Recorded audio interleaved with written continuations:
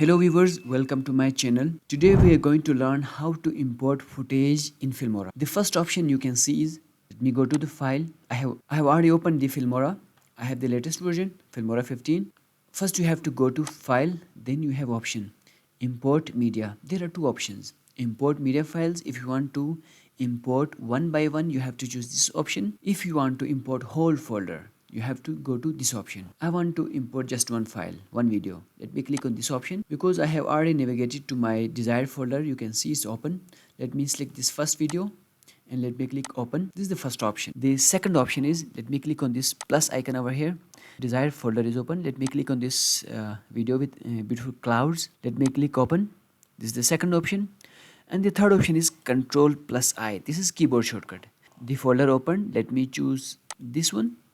Open. Okay, because this file was very high quality, so it is asking, should I create a proxy file for smooth editing? I say yes, right? These are three options.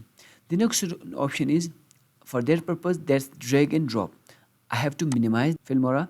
Let me click on this folder which I have already opened, and let me drag and drop. So it's asking, should I create the proxy? I say yes. So this way we can import footage into Filmora.